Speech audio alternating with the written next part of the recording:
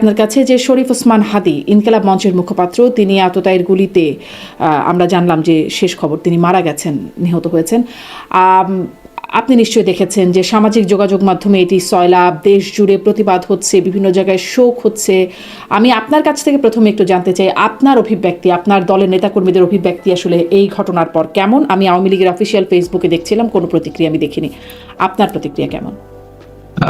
আওয়ামী লীগের অফিসিয়াল পেজে হয়তো পরে প্রতিক্রিয়া দেবে। আমি ব্যক্তিগতভাবে সুখ প্রকাশ করছি তার পরিবার, তার স্ত্রী, সন্তান এবং তার পরিবারের প্রতি সমবেদনা জ্ঞাপন করছি যে বাংলাদেশে কোনো মৃত্যু কিন্তু কাম্য নয়। বিশেষ করে আমাদের যে অতীত অভিজ্ঞতা, গত 54 বছরে যে আমাদের অনেক রাজনৈতিক নেতা হত্যার শিকার হয়েছে, আততায়ী গুলিতে নিহত হয়েছে। বাঙালি জাতির জনক বঙ্গবন্ধু শেখ মুজিবুর রহমানকে 75 15ই আগস্টে নির্মমভাবে হত্যা করা হয়েছে। এর পরবর্তীতে অনেকেই হত্যার শিকার হয়েছে। তো আমরা কিন্তু কোনো হত্যা কখনো কাম্য করি না, আমরা কোনো হত্যার সমর্থন করি। জি, আপনি বলছেন হত্যা কাম্য নয়, সমর্থন করেন না, কিন্তু আমরা দেখছি যে যে সামাজিক যোগাযোগ মাধ্যমে যেটা ঘুরছে বা অনলাইনে সাবেক প্রধানমন্ত্রী শেখ হাসিনা তাঁর যে বক্তব্য শোনা যাচ্ছে, তিনি বলছেন যে তিনি দেখে নেবেন, তিনি গুনে গুনে রাখছেন বা চিহ্নিত করে রাখছেন। তিনি বলছেন মানে যেহেতু ছাত্রলীগ আওয়ামী লীগ নিষিদ্ধ, অতএব আমাদের কোনো দায় নাই, বিএনপি করে, জামাত করে, তাদের উপর হামলা করতে হবে, এখন থেকে শুরু করো, কথা পরিষ্কার। এবং এটিও বলছেন যারা আমাদের মানে কর্মীরা যখন বলছেন আমাদের মারছে তাদেরও মারতে হবে, তিনি বলছেন যে শুধু মুখেই বলো, আগে করে দেখাও। মানে সমর্থন করেন না, কাম্য নয় বলছেন, কিন্তু বক্তব্যগুলো তো এরকমই আসছে। আচ্ছা দেখেন, এই বক্তব্যগুলো কি আওয়ামী লীগের অফিসিয়াল পেজে আপনি দেখেছেন? দেখেন বক্তব্যগুলো কতটুকু সত্য, কতটুকু এআই দিয়ে তৈরি, এটাও তো একটি তর্কের বিষয়। দ্বিতীয়ত আপনি দেখেন যে 1975-এর 15ই আগস্টে বঙ্গবন্ধু হত্যাকাণ্ড হয়েছে, 2003 সালে 21শে আগস্টে যে গ্রেনেড হামলা হয়েছে। আমরা কিন্তু কোনো হত্যার বিচার আমরা প্রতিশোধ নেইনি, আমরা আইনি প্রক্রিয়ার মাধ্যমে বিচার করেছি।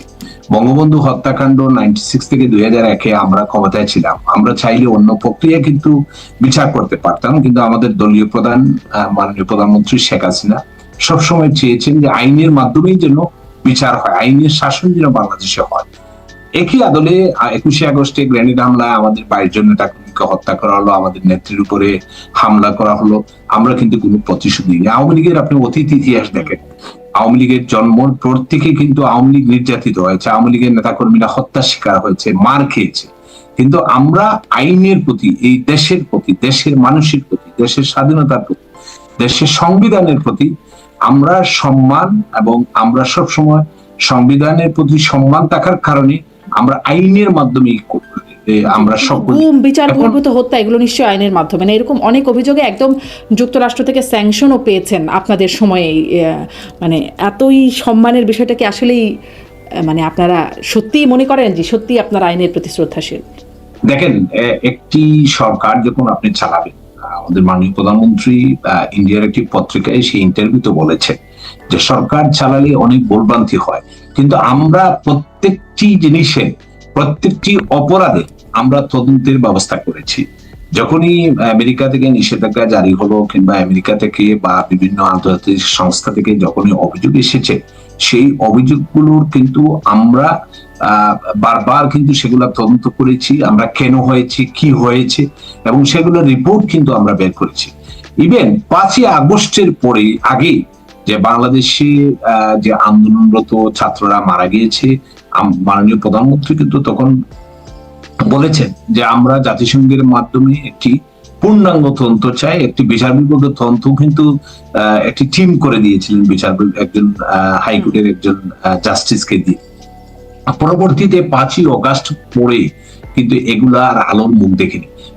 শেখ হাসিনা কিন্তু বারবার বলেছে যে আমরা এই লাশগুলা কবর থেকে এগুলা আবার তদন্ত করা হোক, কেন মারা গেল, কি হয়েছে। তো এগুলো একটি একটি আন্তর্জাতিক মানে সকল পক্ষের যদি বক্তব্য নিয়ে একটি আন্তর্জাতিক মানের তদন্ত করেন, তাহলে আসল সত্য বের হয়ে আসবে, এটার জন্য কে দায়ী? আসল সত্যটা তো আসলে বের হয় না। সেই মনে আছে কক্সবাজারে একজন বিচার বহির্ভূত হত্যাকাণ্ডের শিকার হলেন একজন রাজনৈতিক নেতাই। তিনি মাদক নিয়ে, আমার ঠিক নামটা এই মুহূর্তে মনে পড়ছে না, তার একজন কাউন্সিলর এক্স্যাক্টলি, তার সেই হত্যাকাণ্ডকে কেন্দ্র করে মানে সেটি ফোকাস করে স্যাংশনের বিষয়, সেটি তো অনেকবার এসেছে আলোচনায়, কোনো রকম তদন্ত, কোনো রকম বিচারের আওতায় কিন্তু তখন আনা হয় না। ওই একটি ঘটনায় অনেক বড় কিছু, এছাড়া আরো অনেক আছে, সেগুলোর দিকে এখন না যাই।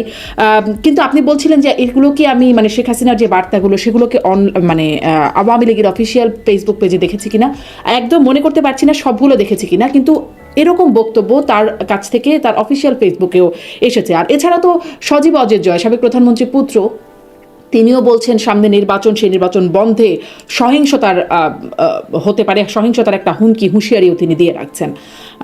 তাহলে কিভাবে আসলে মানে অস্বীকার করবেন যে সহিংসতার বিষয়টা আপনাদের কাছে কাম্য না, হত্যা বা এগুলো আপনারা কাম্য না, আপনারা চান? আমি আপনাকে একটা জিনিস জিজ্ঞেস করি, বাংলাদেশে কি সহিংসতা হচ্ছে না? আজকে লক্ষ্মীপুরে এনসিপি এবং ইসলামিক আন্দোলনের নেতাকর্মীর মধ্যে ভয়াবহ সংঘর্ষ হয়েছে।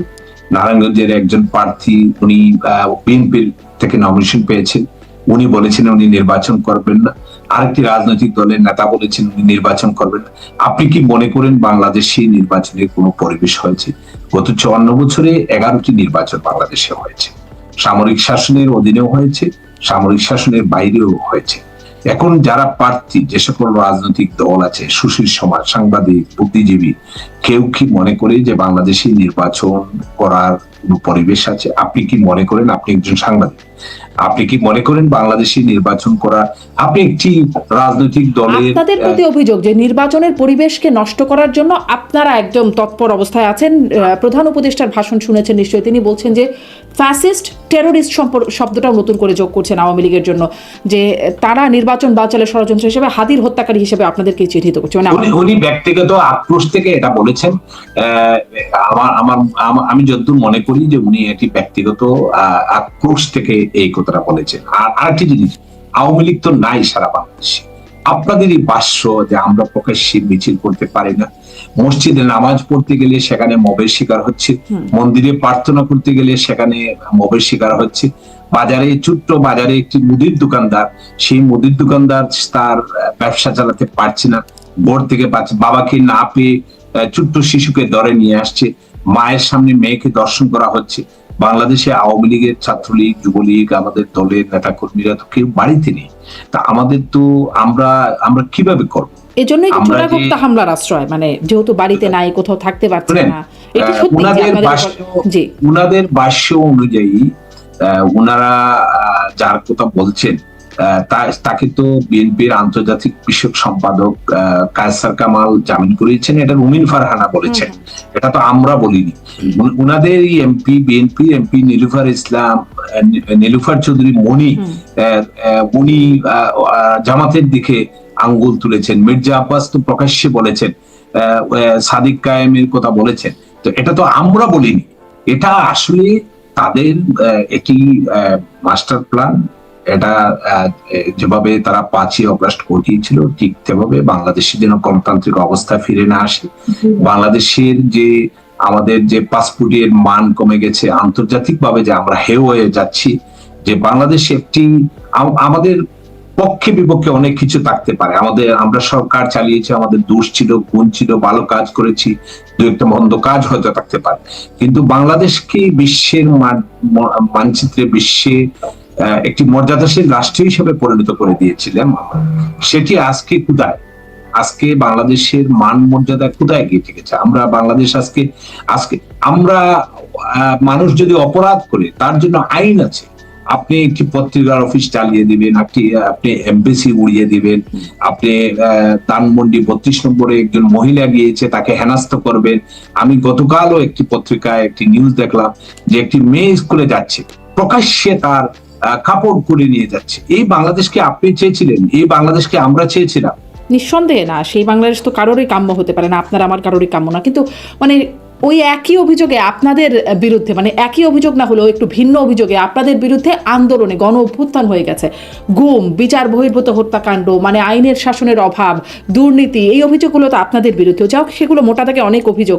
আপনিও বলছিলেন ভালো কাজের সাথে সাথে মন্দ কাজও হয়েছে, কিন্তু মানে যে হাদি হত্যাকাণ্ডের কথা নিয়ে কথা বলছিলাম, হাদিকে হত্যাকারী হিসেবে যাকে শনাক্ত করা হচ্ছে সিসিটিভি ফুটেজ থেকে, তিনি সাবেক ছাত্রলীগ নেতা, যিনি ভারতে পালিয়ে গেছেন। ফয়সাল নামের একজন সাবেক ছাত্রলীগ নেতা, তিনি ভারতে পালিয়ে গেছেন এবং সাংবাদিক জুলকারনাইন সায়েদ তিনি প্রকাশ করছেন সিসিটিভি ফুটেজটা সহ প্রকাশ করে তিনি বলছেন যে ভারতে পালিয়ে গেছেন তিনি, ভারতীয় একটা নাম্বার তাকে জোগাড় করে দিয়েছেন জাহাঙ্গীর কবির নানকের পিএস মোহাম্মদ মাসুদুর রহমান বিপ্লব। একটু খোলাসা করবেন যে আসলে মানে এই ঘটনা সম্পর্কে আপনাদের ভেতরে জানাশোনা কেমন? মানে আপনাদেরই একজন নেতার সাথে কথা হচ্ছিল, যেহেতু তিনি আমাকে এটা আনুষ্ঠানিকভাবে বলেন না, আমিও নাম না প্রকাশ করে বলি, আপনি যদি একটু ক্লিয়ার করেন সেই বিষয়টি, যে জাহাঙ্গীর কবির নানক আসলে তার সাথে আন্ডারগ্রাউন্ডের অনেকের অনেক যোগাযোগ আছে বা একরকম পৃষ্ঠপোষকতাও তিনি করেন, একটু খোলাসা করবেন। এটি তো এক পেশে অভিযোগ। যখন দ্বিতীয় পক্ষ উপস্থিত না থাকে তখন কিন্তু আপনি অনেক কিছু বানিয়ে বলতে পারবেন, গল্প তৈরি করতে পারবেন। দেখেন জাহাঙ্গীর কবির নানক একজন বীর মুক্তিযোদ্ধা। তার ইতিহাস দেখেন, সে ৭৫-এর 15ই আগস্টে বঙ্গবন্ধু হত্যাকাণ্ডের পর থেকে শুরু করে বাংলাদেশের সকল গণতান্ত্রিক আন্দোলনে জাহাঙ্গীর কবির নানক কাজ করেছেন। এরশাদ বিরোধী আন্দোলন, বাংলাদেশের যত দুর্যোগ দুর্বিপাকে জাহাঙ্গীর কবির নানক একজন মানুষ নিজের প্রাণের বই ইন্ডিয়াতে আছে, সেখান থেকে এক পেশে বক্তব্য যদি নেই, সেখান থেকে সেগুলো করে। দ্বিতীয়ত, আমি ব্যক্তিগতভাবে আমার দল কোনো হত্যাকাণ্ড সমর্থন করে না। সে এই যার কথা বলা হয়েছে যে ফয়সল নাকি, সে তো তার সাথে ছিল, কেন কিভাবে এতদিন তার সাথে থাকতো?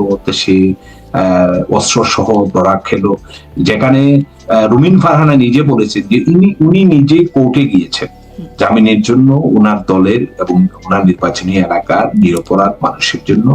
সেখানে হাইকোর্ট জামিন দিয়েছিল, পরের দিন বেঞ্চ ভেঙে দেওয়া হয়েছে। সেখানে হাইকোর্টে জামিন হওয়ার পরে জেল গেটে আবার গ্রেফতার করা হয় নিরপরাধ মানুষকে। আওয়ামী লীগের নেতাকর্মী যারা পদবীধারী তাদের কথা বলছি না, যারা নিরপরাধ। সেখানে উনি কিভাবে জামিন পায়, আবার জামিন এক্সটেন্ড হয়, উনি কিভাবে ওনাদের সাথে ঘুরায়? আপনারা বলেন যে আমরা ফেসিস্ট, আপনারা উনি বলেন কিভাবে ওনাদের সাথে ঘুরে, যে কথাটা আপনি প্রশ্ন করছেন, এই প্রশ্নটা আমিও খুব মনে হয় যে কিভাবে তিনি হাদির এত ঘনিষ্ঠ হয়ে গেলেন বা তার সাথে আড্ডায় বসে আছেন।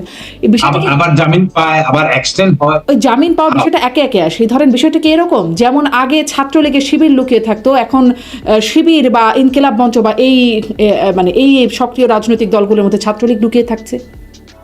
এটা একটি ডিবেট ছিল ছাত্রলীগে সে আছে কিনা। দেখেন, সাদিক কায়েম মতো ছাত্রলীগে ছিল, ডাকসু জিএস ছাত্রলীগে ছিল, হাসনাত আব্দুল্লাহ ছাত্রলীগ করতো, সে প্রকাশ্যে মিছিল দিয়েছে। আর সার্জিসের কথা নাই বা বললাম, সার্জিস তো বঙ্গবন্ধু সম্বন্ধে কি বলেছে কিনা বলেছে। এখন আপনি একজন উপস্থাপিকা, আপনি এখন যদি আপনার রূপ কালকে পাল্টে ফেলবেন, তা আমরা তো কেউ কিছু করতে পারবো না, কারণ মনের ভাষা আমরা তো বুঝতে পারি না। বাংলাদেশের ইতিহাসে রাজনীতি করেছে, রাজনীতিতে আমরা দল বদল দেখেছি, যে আমরা জিয়াউর রহমানের শাসন আমলে, এরশাদের শাসন আমলে যে রাতারাতি মানুষ দল পাল্টে নতুন দলে যোগদান করেছেন, মন্ত্রিসভায় গিয়েছে। কিন্তু এরকম যে আমরা একটি দলের লুঙ্গির নিচে আশ্রয় নিয়ে একটি দলের গুপ্তভাবে সংগঠন করে আবার রাতারাতি খুলস পাল্টে, এটা আমরা অতীতে রাজনীতি দেখিনি। এটি আমাদের দলের জন্য নতুন অভিজ্ঞতা, এবং আমি মনে করি একজন মেম্বার অফ পার্লামেন্ট হিসাবে আমরা এই বিষয়টি ধরতে পারিনি, আমরা অনুধাবন করতে পারিনি। এটি আমাদের আরো সতর্ক হওয়া উচিত ছিল। মানে তখন আসলে তারা প্রকাশ্যে, তারা যে মতবাদের রাজনীতিটা করতে চায় সেটা তারা প্রকাশ্যে করতে পারতো না, ফলে যেটি বলছিলেন লুঙ্গির নিচে লুকিয়ে তাদেরকে রাজনীতি করতে হতো। এখন ছাত্রলীগ প্রকাশ্যে রাজনীতি করতে পারছে না, এ কারণে কি ছাত্রলীগও এখন কোন রকম লুঙ্গির নিচে লুকিয়ে এরকম, মানে তাদের এখন উপায়টা কি, রাজনীতি করবার জায়গাটা কোথায়? তারাও কি আসলে গুপ্ত থাকারই একটা টেকনিক নিচ্ছে কিনা? No, impossible. আমরা যদিও ইংরেজ সরকার আমাদের ছাত্রলীগকে নিষিদ্ধ করেছে, কিন্তু আমরা ছাত্রলীগের আমাদের কমিটি আছে, আমাদের বিভিন্ন জেলা উপজেলা আমাদের পদ। আমরা কি আওয়ামী লীগের ইতিহাস আপনি জানেন না? পাকিস্তান আমলে আওয়ামী লীগকে নিষিদ্ধ করা হয়েছিল। আমরা এই আওয়ামী লীগ ঘুরে দাঁড়ায়নি, ৭৫-এর পরে ঘুরে দাঁড়ায়নি। আওয়ামী লীগের উপরে তো একটি নতুন আঘাত এটি বারবার আওয়ামী লীগকে ধ্বংস করার, আওয়ামী লীগকে ব্যঙ্গে দেওয়ার, আওয়ামী লীগের বিরুদ্ধে ষড়যন্ত্র হয়েছে, বারবার আওয়ামী লীগ রুখে দাঁড়িয়েছে, আওয়ামী লীগ জেগে উঠেছে, আবারও আওয়ামী লীগ ফিনিক্স পাখির মতো জেগে উঠবে। কারণ এই দেশের প্রতিটি ইঞ্চি ইঞ্চিতে আওয়ামী লীগের রক্তে রঞ্জিত এই বাংলাদেশ। জি, বাংলাদেশের প্রত্যেকটি উন্নয়নে আওয়ামী লীগের রক্ত।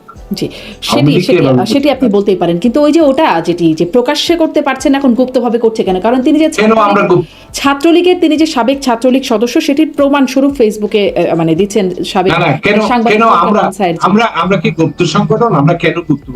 কারণ আমরা প্রকাশ্য রাজনীতি করতে পারছেন না, তাই আমরা অবশ্যই আমরা মিছিল দিচ্ছি না, আমরা স্লোগান দিচ্ছি না, আমরা রাজপথে আমাদের সেটি কি যথেষ্ট হচ্ছে? মানে সেটি তো খুব প্রভাব ফেলার মতো হচ্ছে না। আপনি দেখেন, আপনি ট্যাঙ্কের সামনে, গুলির সামনে দাঁড়িয়ে এরপরেও যে আমাদের কর্মীরা যে সাহস দেখাচ্ছে, আমাদের কর্মীরা, তৃণমূলের নেতা কর্মীরা, বাংলাদেশের মানুষ যে 32 নম্বরে যখন মব সেখানেও কিন্তু মানুষ ছুটে গিয়েছে, আমাদের রিক্সাওয়ালা বাই ছুটে গিয়েছে, সাধারণ মানুষ ছুটে গিয়েছে, একজন মহিলা হেনস্থার শিকার হয়েছে, মানুষ কিন্তু জেগে উঠেছে। মানুষ 5 তারিখে যে মোহে আবদ্ধ ছিল আমাদের তরুণ প্রজন্মরা, তারা আস্তে আস্তে বুঝতে শিখেছে যে এই বাংলাদেশে 54 বছর ইতিহাসে কখনো মব কালচার ছিল না। আমরা এই মব শব্দের নামে কেউ পরিচিত ছিল না। যখন সজীবাজের জয় 10 বা 11 তারিখে উনি একটি ইন্টারভিউ বা একটি ভিডিও বার্তায় যখন মবের কথা বলেছিলেন, তখন অনেকে কিন্তু হাসাহাসি করেছিলেন। কিন্তু আজকে বাংলাদেশ এস্টাবলিশড হয়ে গেছে যে আপনার পছন্দ হবে না, আমি আপনাকে পছন্দ করি না, আপনি আপনার মতের বিরুদ্ধে, আপনাকে আমি মব করে দেব।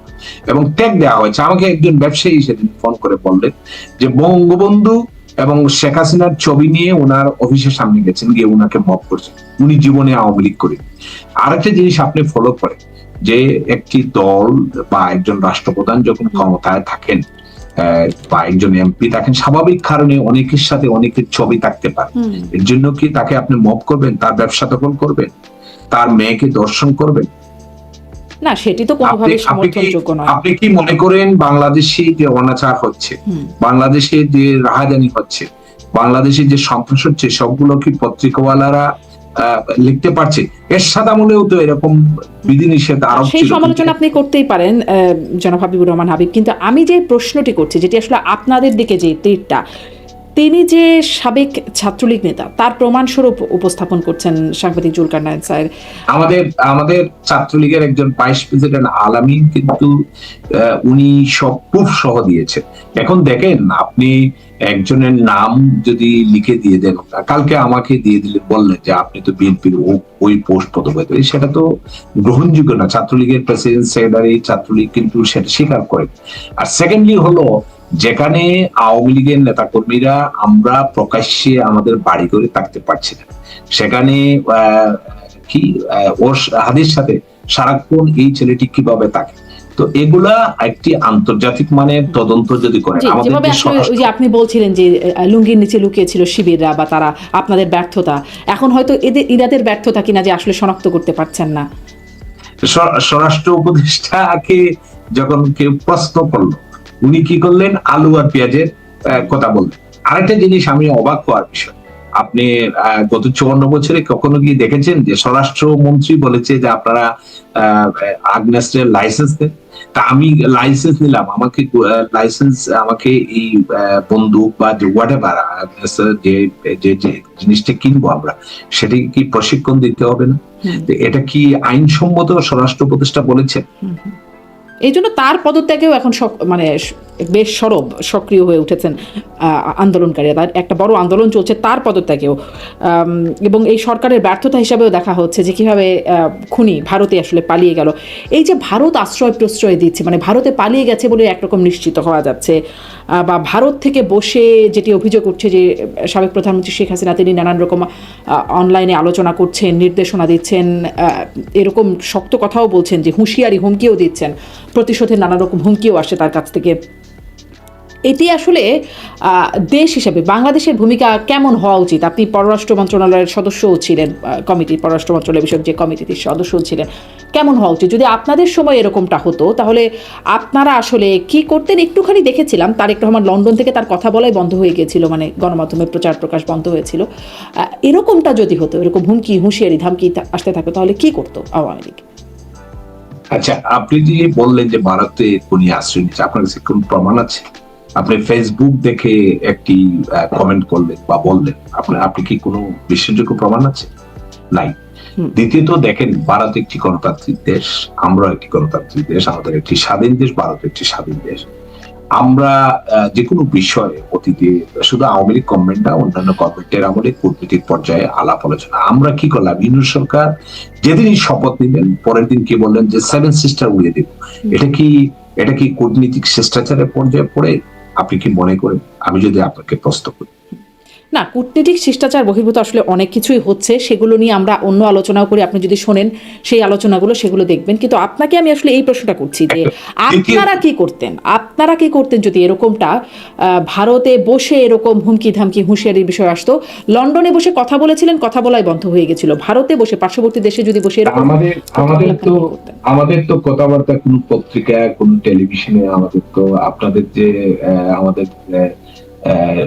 গুণদন কি প্রেস সচিব, উনি তো নিষেধ করে দিয়েছেন আওয়ামী লীগের কোন নিউজ তো পত্র পত্রিকা টেলিভিশনে আসা তো বন্ধ হয়ে গিয়েছে। আমাদের আমলে কি সালাউদ্দিন সাহেব তাকে নাই? আমাদের আমলে কি সীমান্তে ধরেন, আমি লন্ডনে এখন আছি, লন্ডনে একজন ক্রাইম করে ফ্রান্সে চলে গেছে, এর জন্য কি ফ্রান্স দায়ী? ফ্রান্সকে কি আপনি দায়ী করতে পারেন?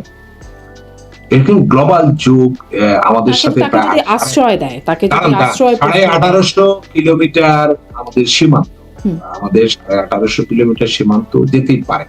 দ্বিতীয়ত, আমরা কি ভারতকে চিঠি লিখেছি? ভারতের সাথে এই বিষয়ে আমরা কি কোনো তথ্য উপাত্ত দিতে পেরেছি? বিশ্বাসযোগ্য তথ্য প্রমাণ দিতে পেরেছি? না, ধরেন এই ফয়সাল খুনি হিসেবে যাকে শনাক্ত করা হচ্ছে, তার ব্যাপারে হয়তো এখন হাসিনা বা আওয়ামী লীগের যারা পলাতক হিসেবে, আইনের চোখে পলাতক হিসেবে আছেন, তারা তো আসলে আইনের চোখে পলাতকই, তাদের চিঠি দেয়া হচ্ছে। না, আইনের চোখে পলাতক। দেখেন, আমি আপনাকে বলি, আমার দল কোনো হত্যাকাণ্ড সমর্থন করে না। আমরা হত্যাকাণ্ডের পূর্ণ তদন্ত চাই, আমরা হত্যাকাণ্ডের বিচার চাই, এ বিষয়ে আমাদের কোনো দ্বিমত নেই। আপনি শেখ হাসিনাকে পলাতক বলেন? শেখ হাসিনাকে কে নিয়েছে? শেখ হাসিনাকে তো সেনাবাহিনী নিয়ে গেছে। শেখ হাসিনার প্রধানমন্ত্রী তো রিজাইন করছেন, মহামান্য রাষ্ট্রপতি কোনো প্রুফ দেখাতে পেরেছেন? ওনারা যে সুপ্রিম কোর্টের একটি আদেশ নিয়েছেন, সেদিন তো চিফ জাস্টিস ক্যান্টনমেন্টে ছিলেন। হাইকোর্টের, সুপ্রিম কোর্টের আপিল ডিভিশনের যারা সম্মানিত বিচারকরা, তারা তো ক্যান্টনমেন্টে ছিলেন। আমাদের সেনাবাহিনী প্রধান ওয়াকারুজ্জামান যে লিস্ট দিলেন যে 877 সামথিং, এখানে তো লিস্টে ওনাদের নাম ছিল। তাহলে ওনারা ক্যান্টনমেন্ট থেকে কিভাবে সিগনেচার করলেন? আমরা কি চিফ জাস্টিসের কোনো সাক্ষাৎকার নিয়েছি? আমরা কি চিফ জাস্টিসকে জিজ্ঞেস করেছি যে আপনি কি একটা সিগনেচার করেছেন? মহামান্য রাষ্ট্রপতি গত কয়েকদিন আগেও একটি জিনিস বলেছেন, রয়টার্স এর যে ইন্টারভিউ দিয়েছে, সেখানে তো কিছুটা জিনিস খুলাসা করে বলেছেন যে ইউনূস সরকারের সাথে ওনার ব্যক্তিগত ভাবে বা কোনোভাবে কোনো সম্পর্ক নেই, অনেক কিছু হচ্ছে উনি জানেন।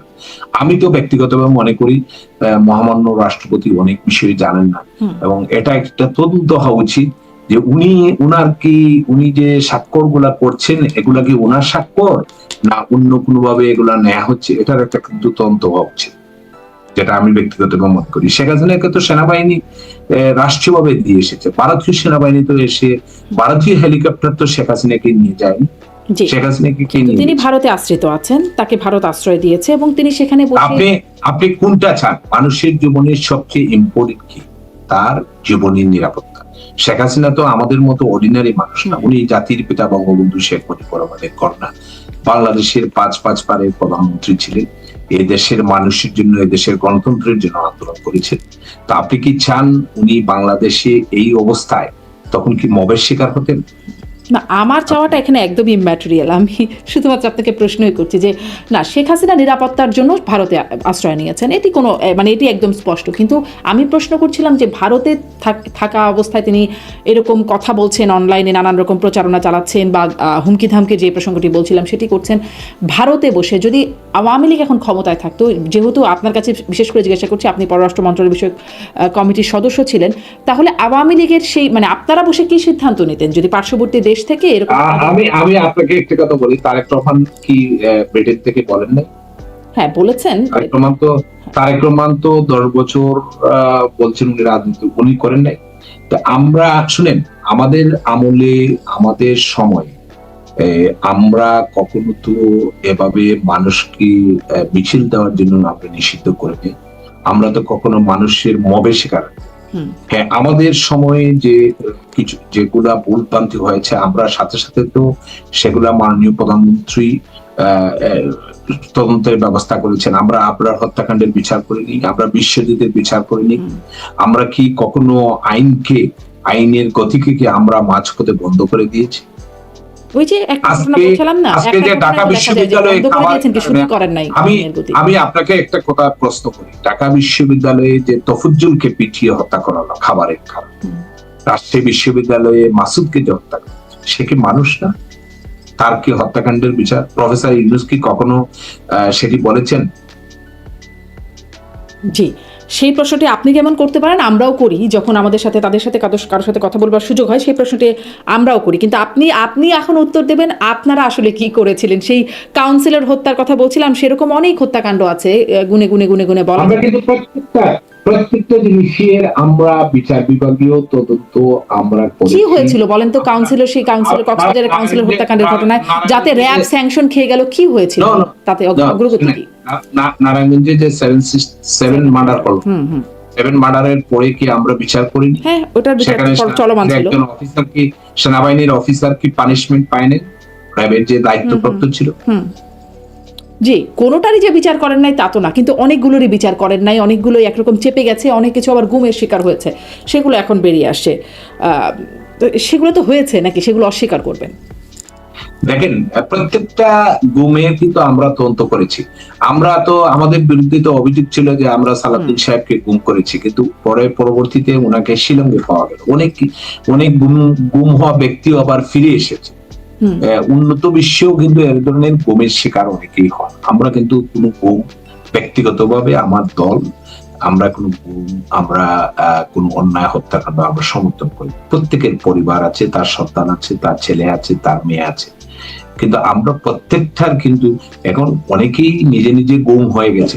সেটি আপনি কি বলেন? আমি মনে করি যে এই বাংলাদেশ আমরা যে তরুণরা যারা আন্দোলন করেছে, যে বাংলাদেশ আমরা যারা তরুণ এমপি কিংবা আমরা যে বাংলাদেশ চেয়েছিলাম, আমরা এই বাংলাদেশের জন্য আমাদের সকল পক্ষকে আমাদের ঐক্যবদ্ধ হতে হবে। এই দেশটা আমাদের, এই দেশটা আমরা ধ্বংস হতে দেব না। আজকে যেটি আমি পত্রিকায় দেখলাম, তাহলে আপনাদের পরিকল্পনাটা কি সেটা একটু শুনি, যেহেতু আপনি গুম হত্যাকাণ্ডের বিষয়টা অস্বীকার করছেন, মানে এই অস্বীকার করার মাধ্যমে আপনি আসলে মানুষের কাছে এটি আস্থা ভাজন হচ্ছেন কিনা সেটি একটা প্রশ্ন রাখলাম। সাথে সাথে এটা প্রশ্ন করতে চাই, আমি অস্বীকার করি না। আমি যেটা বলছি যে আমরা আমাদের আমলে যে যেগুলা হয়েছে আমরা কিন্তু দায় দায়িত্ব অস্বীকার করছি না। আমাদের মাননীয় প্রধানমন্ত্রী কিন্তু বিভিন্ন পত্রিকায় দেখেছেন সরকারে থাকলে আমাদের অনেক ভুলভ্রান্তি হতে পারে, সেই ভুলভ্রান্তি গুলো শুধরানোর জন্য তো আমরা কার্যকর ব্যবস্থা নিয়েছি। আমরা বিভিন্ন সময় আমাদের দলের এমপিদের বিরুদ্ধেও আমাদের একজন এমপি কিন্তু পানিশমেন্ট পেয়েছে, আমাদের মন্ত্রীরা পর্যন্ত আমরা কিন্তু সেগুলো করেছি, আমাদের নেত্রী করেছে।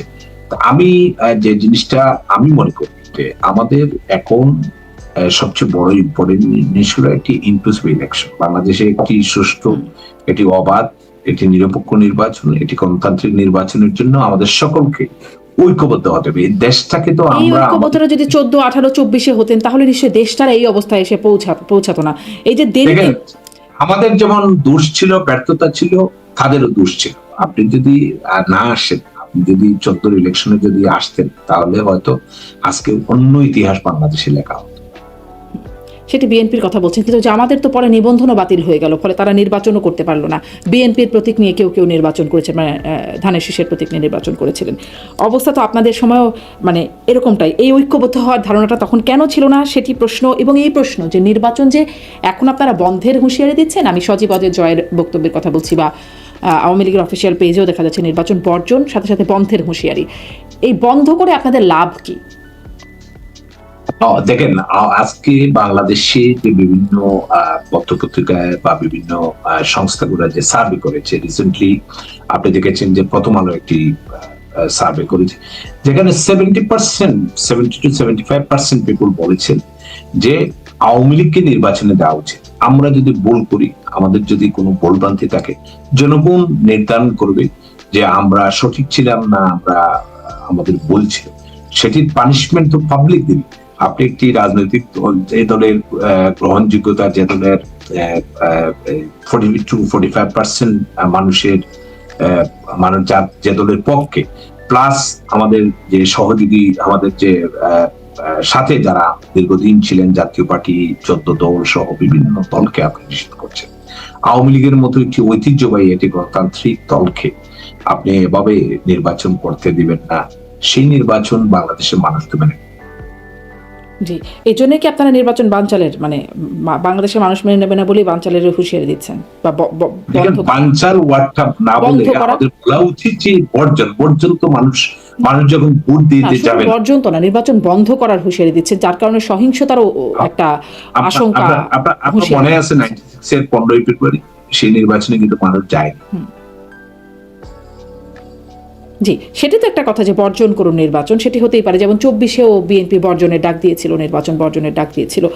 কিন্তু এই যে বন্ধের হুঁশিয়ারি বা বন্ধ না করলে সহিংস হয়ে উঠতে পারে, সেই হুঁশিয়ারি যে দিচ্ছেন সজীব অজয় জয়, আমি সেই কথাটা জানতে চাচ্ছি। আমরা করছি না, ওনারাই নিজেরাই মারামারি করছেন। আমরা এই বাস্তবতা দেখেন, আজকে যদি বাংলাদেশের একটি ক্ষতি হয়, একটি প্রতিষ্ঠান যদি, তাহলে আপনারা আসলে করছেনটা কি? মানে আপনারা কি করছেন? সহিংসতা করছেন না, কিছুই করছেন না, কি করছেন? আমরা একটি গণতান্ত্রিক রাজনৈতিক দল, গণতান্ত্রিক ভাবে আমরা কাজ করে যাচ্ছি। সেটা কি গণতান্ত্রিক কাজটা কি? আমরা মানুষের সাথে আমাদের যোগাযোগ, মানুষ প্রতিনিয়ত, মানুষ তার বিভিন্ন ভাবে সে প্রতিবাদ করছে, আমরা অনলাইনে প্রতিবাদ করছে, আমাদের বিভিন্ন ভাবে মিছিল দিচ্ছে, মানুষ ঐক্যবদ্ধ হচ্ছে, এবং মানুষ বুঝতে পেরেছে, বাংলাদেশের মানুষ, যে 5ই আগস্টে পট পরিবর্তনের বলে প্রফেসর ইউনূস সরকার এসে যে কি লাভ করেছে দেশের জন্য মানুষ, সেটা কিন্তু মানুষ আস্তে আস্তে বুঝতে পেরে, তাহলে এই বুঝতে পারার মানে কনসিকুয়েন্সটা কি হবে মনে হচ্ছে আপনার কাছে? মানে আপনি সামনে কি দেখতে পাচ্ছেন? আমার যেটা মনে হয়, যদি নির্বাচন হয়, সেটি বাংলাদেশের ইতিহাসে সবচেয়ে জঘন্য নির্বাচন হবে। সেই নির্বাচনে ভোটার উপস্থিতি একদম কম হবে, এবং এটি বিশ্বের কাছে কোনো গ্রহণযোগ্য নির্বাচন হবে। আচ্ছা, তারেক রহমান ফিরছিলেন মধ্যে 25শে ডিসেম্বর। আপনি যেখানে থাকেন তিনিও সেখানেই আছেন। মানে এইটা নিয়ে আপনাদের কি অবস্থান, বা তারেক রহমানের ফেরা, বাংলাদেশে ফেরা, এত বছর পরে ফিরছেন, আপনাদের দলীয় কোনো পরিকল্পনা আছে? এটা দলের নীতি নির্ধারকরা বলতে পারবে, আমি এই বিষয়ে আসলে কিছু আমি আপনার মতো একটি পত্রিকায় দেখেছি যে তারেক রহমান সাহেব যাচ্ছেন 25শে ডিসেম্বর দেশে, এবং আজকেই দেখলাম এটি অনলাইন পত্রিকায় যে উনি ট্রাভেল পাসের জন্য আবেদন করেছেন। জি, তিনি দেশে গেলে কি দেশের কেমন কোনো পরিবর্তন হবে বলে অনেকে আশা করছেন? কি মনে হয়, দেশে গেলে, তিনি এত বছর পরে দেশে যাচ্ছেন, এটা সময় বলে দিবে। 26শে ডিসেম্বর 25শে ডিসেম্বর উনি যখন দেশে যাবেন, তাই বলছে। আপনি বলছিলেন যে দেশে মানুষ বুঝতে পারছে, মানুষের, আমি জিজ্ঞাসা করছিলাম যে আসলে বুঝতে পারার ভবিষ্যৎটা কি, বা আপনারা কেমন দেখতে পাচ্ছেন? আপনি বলছিলেন দেশ, মানে আন্তর্জাতিকভাবে দেশকে আওয়ামী লীগের সময় যেই অবস্থানে নিয়ে যাওয়া হয়েছে, তো আন্তর্জাতিকভাবেও আপনারা আসলে কি সমর্থনটা পাচ্ছেন? এখন যে অবস্থায় আপনারা আছেন, খুব কি সক্রিয় হতে দেখছি আন্তর্জাতিক মানবাধিকার সংস্থা বা বিভিন্ন দেশ? দেখেন, 6টি মানবাধিকার সংস্থা কিন্তু বলে দিয়েছে যে বাংলাদেশে আওয়ামী লীগ ছাড়া নির্বাচন গ্রহণযোগ্য হবে না। ব্রিটিশ গভর্নমেন্ট বলেছেন, ইউরোপিয়ান ইউনিয়নের সোচ্চার হয়েছেন, জার্মানির অ্যাম্বাসেডার বলেছেন, এবং রিসেন্টলি বোধহয় কমনওয়েলথের মহাসচিব গিয়েছিলেন, সেখানে বিভিন্ন রাজনৈতিক দলের সাথে আওয়ামী লীগের আমাদের শনিবারের জয় সহ আওয়ামী লীগের একটি টিমের সাথে ভার্চুয়ালি মিটিং করেছেন। কমনওয়েলথের মহাসচিব স্পষ্ট ভাষায় বলে দিয়েছেন যে আওয়ামী লীগ সহ ইনক্লুসিভ নির্বাচন করার জন্য এবং বিভিন্ন আন্তর্জাতিক এগুলো যে কি কোনো ইম্প্যাক্ট থাকে? মানে ধরেন এরকম স্পষ্টভাবে তখনও বলতো যে বিএনপি যেন নির্বাচনে আসে, বিএনপিকে ছাড়া নির্বাচন হলে গ্রহণযোগ্য হবে না, মানে যখন আপনারা ক্ষমতায় ছিলেন। তাতে তো কিছু হয়নি, আপনারা তো নির্বাচন করেই ফেলছেন। আমি অদম হলে কি আপনি উত্তম হবেন? আমরা যদি অতীত নিয়ে আমরা কন্টিনিউ টানাটানি করি, তা আপনারা যে বলেন যে আমরা খারাপ, আপনারা ভালো, আমি আপনার কথা বলছি না। ওনারা কি প্রমাণ করবেন না ওনারা উত্তম? আচ্ছা, মানে এটা আমি অবশ্য আগেও এই কথাটা শুনেছি আওয়ামী লীগ নেতাদের কাছ থেকে। তার মানে আপনারা আসলে অধম, উত্তমের কাছ থেকে আপনাদের প্রত্যাশা না। আপনার ওনাদের কথা অনুযায়ী যদি আমরা খারাপ থাকি, ওনারা ভালো হয়ে থাকেন। আপনাদের কথাটা কি সেটাও জানতে চাইছিলাম আমি একটু। ওই যে নির্বাচন প্রসঙ্গে আন্তর্জাতিক যে কথা বলছিলাম, জিজ্ঞেস করছিলাম যে ইম্প্যাক্ট আছে কিনা। সম্প্রতি আমরা দেখেছি অফকোর্স ইম্প্যাক্ট আছে। আজকে বিশ্বের দেখেন সকল শীর্ষ পত্রিকা আমাদের প্রধানমন্ত্রী শেখ হাসিনার ইন্টারভিউ ছেড়েছে এবং সেখানে আন্তর্জাতিক গণমাধ্যম থেকে শুরু করে বিভিন্ন দেশের যে যারা ডিপ্লোমেট, তারা কিন্তু সকলেই বলছে যে আওয়ামী লীগকে নিয়ে ইনক্লুসিভ ইলেকশন হবে। যে পত্রিকাগুলো ছেপেছে তার বেশিরভাগই কিন্তু পলাতক শব্দটা ইউজ করছে, ফিউজিটিভ। দেখেন, এটা হলো পত্রিকার ভাষ্য, কিন্তু আমি আপনার কথা লজিক ধরলাম পলাতক, কিন্তু এই পত্রিকাগুলোই কিন্তু ছাপিয়েছে যেখানে বাংলাদেশের প্রফেসর ইউনূস সরকার এবং তার মিডিয়া কর্মীরা চেষ্টা করেছে যে বাংলাদেশের কোনো পত্র পত্রিকায় যেন আওয়ামী লীগের নিউজ না আসে, কোনো ইন্টারভিউ যেন না ছাপা হয়। সেখানে কিন্তু ইন্টারন্যাশনাল পত্রিকাগুলো করেছে। তো আমি যেটা মনে করি যে আস্তে আস্তে আমাদের যে আন্তর্জাতিক কমিউনিটিগুলো, আমাদের যে বন্ধু রাষ্ট্রগুলো, যারা বাংলাদেশে একটি গণতান্ত্রিক ব্যবস্থা দেখতে চায়, যারা একটি জঙ্গি মুক্ত রাষ্ট্র বাংলাদেশে দেখতে চায়, যারা একটি সন্ত্রাস মুক্ত বাংলাদেশ দেখতে চায়, কারণ বাংলাদেশ হলো দেখেন একটি সম্ভাবনাময় দেশ, একটি দক্ষিণ এশিয়ার এক সময় কিন্তু আমাদের আমলে ইকোনমিক টাইমস উঠেছিল যে বিশ্বের শক্তিশালী 25টি অর্থনীতির দেশের মধ্যে আমাদের দেশটি উঠবে। আজকে সেই অর্থনীতির অবস্থা, আমরা তো গত 2 বছর ক্ষমতায় নেই, তাহলে আজকে অর্থনীতির অবস্থা এত খারাপ, আজকে আইন শৃঙ্খলার অবস্থা এত খারাপ, আজকে দেশের সকল সেক্টরে মানুষ কেন হাহাকার করছে? আমরা যে সামাজিক কর্মসূচিগুলো রেখে গিয়েছিলাম সেগুলা কেন বন্ধ করে দেওয়া? কেন গত 2 বছরে একটি নতুন প্রকল্প এই গভর্নমেন্ট নিতে পারলো না? কেন আমাদের প্রকল্পগুলো 3জন ড্রেনের মধ্যে দিয়ে রেড কার্পেট দিয়ে সেখানে উদ্বোধন করতে হয়? কেন আমরা প্রকাশ্যে উনাদের দলের লোকদের মাধ্যমে উপদেষ্টাদের দুর্নীতির খবর আমরা এই সরকারের নিশ্চয়ই অনেক অদক্ষতা অযোগ্যতার কথা আপনি এখন তুলে ধরতেই পারবেন এবং অনেক কিছুর সাথে একমত হতেও হবে, কিন্তু আপনাদের আন্তর্জাতিক মানে সম্পৃক্ততা এবং সমর্থনের কথা এটা জিজ্ঞাসা করছিলাম।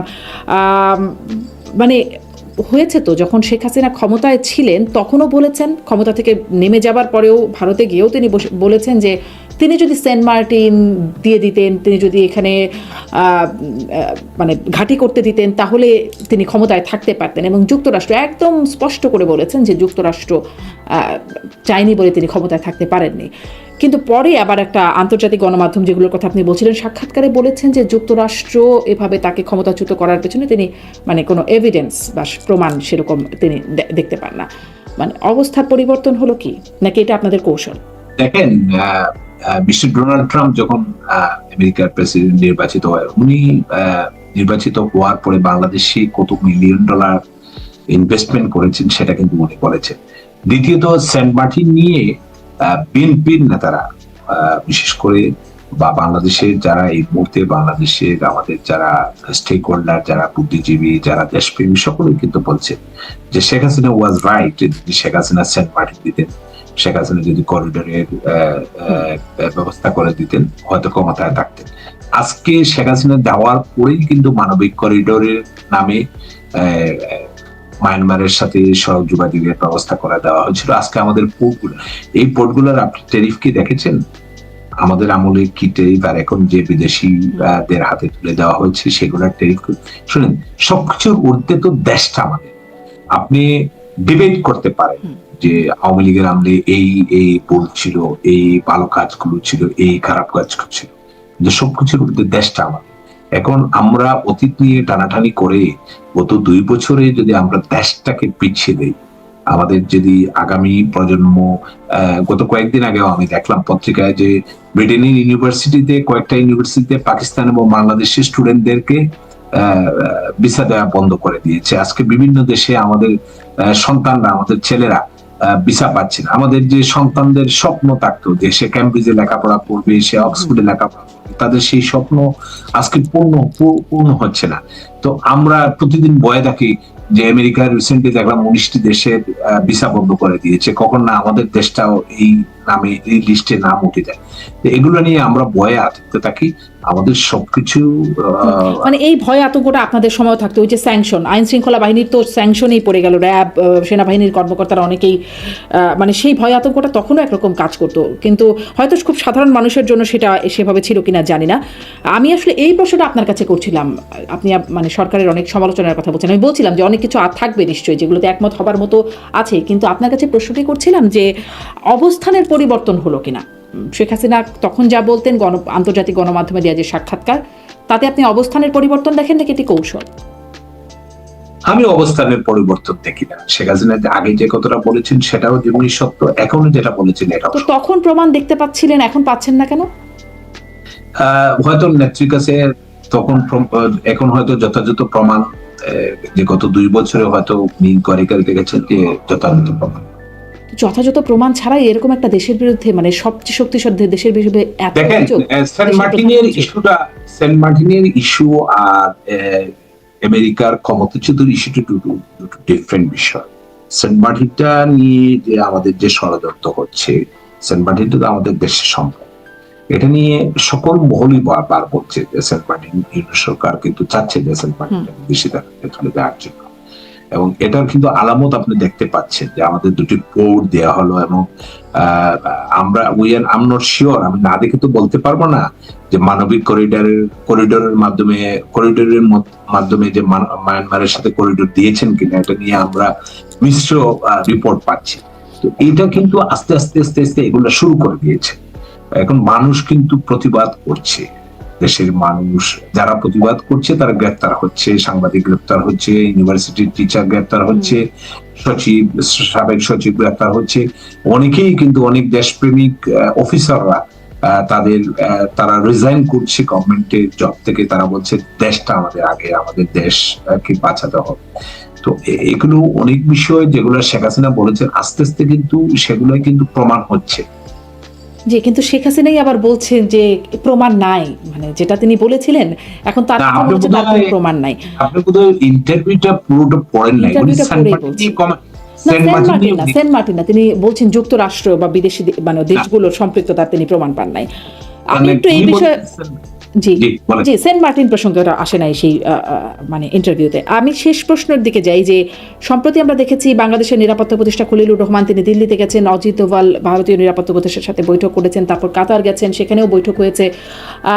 মানে আমরা জানতে পারছি কি যে বৈঠক হচ্ছে সেটা তো আমরা জানতে পারছি না কি বিষয়ে কথা হচ্ছে, কিন্তু জানা যাচ্ছে সেখানে আওয়ামী লীগকে রাজনীতিতে আনা বা নির্বাচনে অংশগ্রহণ করতে দেওয়া এরকম আলোচনা হচ্ছে। আপনি কি জানাতে পারেন এরকম কিছু? আপনি জানেন? আমি ব্যক্তিগতভাবে জানি না। অজিত দোভালও কখনো ক্লিয়ার করেন নাই ইন্ডিয়ার প্রেসের সাথে কি কথা হয়েছে। আমি যতদূর জানি খলিলুর রহমান সাহেব উনিও বোধহয় কোনো প্রেসের সাথে বলেন নাই কি কথা হয়েছে, এবং গোপন কথা তো কি কথা হয়েছে আমিও জানি না, আপনিও জানেন। কিন্তু একটা জিনিস তো এটা সত্য যে বাংলাদেশ আওয়ামী লীগকে যে নিষেধাজ্ঞা দেওয়া হয়েছে বা আওয়ামী লীগের রাজনীতি যে ব্যান করা হয়, এটা কিন্তু না বাংলাদেশের মানুষ মেনে নিয়েছে, না আন্তর্জাতিক সম্প্রদায় মেনে নিয়েছে। কারণ আওয়ামী লীগের মতো একটি ঐতিহ্য, আমাদের নেত্রী কিন্তু স্পষ্ট করেছে আমাদের মধ্যে যদি কেউ অপরাধী থাকে, আমাদের যদি কেউ অপরাধ করে থাকে, সেটা বাংলাদেশের আইনে সেটা বিচার অবশ্যই হবে। জি, কিন্তু এখন অপরাধী হিসেবে তাকে সহ স্বরাষ্ট্রমন্ত্রী একদম সবাইকেই অপরাধী হিসেবে চিহ্নিত করা হচ্ছে। সেখানেও তো একটা বড় সমস্যার জায়গা থেকে বিচার প্রক্রিয়াটা কি দেখেছেন? এই বিচার কি আন্তর্জাতিক মানের হয়েছে? এই বিচারের যে ভিডিওগুলো, ফুটেজ গুলা, এগুলা কি কোন সত্য? আপনারা রিসেন্টলি টিলিসির দিকে যে বিচার দেখেছেন, এখানে কি বলা হয়েছে যে টিলিসির দিকে একজনকে হোয়াটসঅ্যাপ করেছে, এই হোয়াটসঅ্যাপের কোনো প্রুফও নেই। এটা কি অতীতে বাংলাদেশে এরকম কোন বিচার হয়েছে? জি জি, এরকম আসলে বিচারের অনেক বিষয়ই প্রশ্ন উঠছে, সেটি ওঠাটাও খুব মানে স্বাভাবিক বিষয় হয়তো। যাই হোক, আমরা নিশ্চয়ই দেখব যে আপনারা আসলে সামনে কি করছেন। আপনি পরিকল্পনার কথা বলছিলেন, নির্বাচন নিয়ে কি হয়, তারেক রহমান ফিরে আসলে আপনাদের অবস্থান কি হয়, অনেকগুলো বিষয় আপনার কাছে সামনের দিনের জন্য প্রশ্ন রেখে গেলাম। নিশ্চয়ই সামনে আপনার সাথে আমি শেষ একটা কথা বলি, আওয়ামী লীগ নির্বাচনমুখী দল। যদি আওয়ামী লীগকে আমাদের নেত্রী স্পষ্ট বলে দিয়েছেন যে আমাদের 300 আসনের প্রার্থী চূড়ান্ত আছে, আওয়ামী লীগকে যদি সুযোগ দেওয়া হয়, আমরা আওয়ামী লীগকে নির্বাচনের সুযোগের কথা বারবার বলছি, আওয়ামী লীগকে নির্বাচনের